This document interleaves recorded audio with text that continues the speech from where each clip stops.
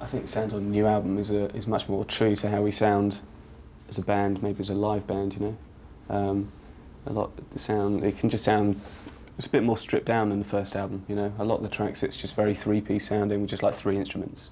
But sometimes when you sort of strip it all down, it can sound bigger and louder and heavier, you know. I think maybe on the first album there was sort of more instruments sort of covering up and trying to build something up to make it sound heavy, but then on the new album we realised we didn't really need to do that. I would say, yeah, for me, the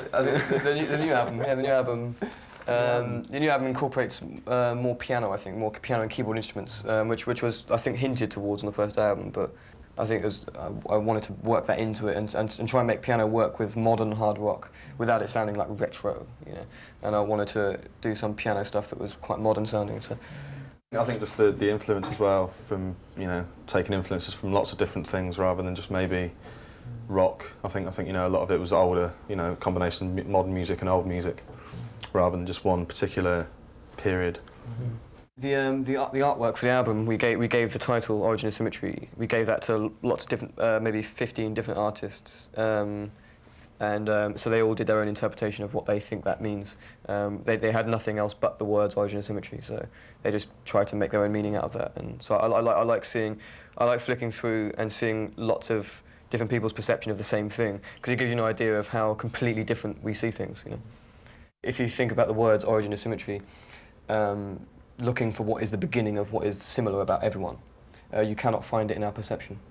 Everyone has the same title, but they come up with a completely different piece, a completely different thing. So you cannot find what is symmetrical or what is the same about people by looking at our perceptions of the world. I think we've always felt quite alone, if you know what I mean, with the style of music we make, or the way we think about music, or the way that we choose to do our thing. You know, we haven't really found any other bands that.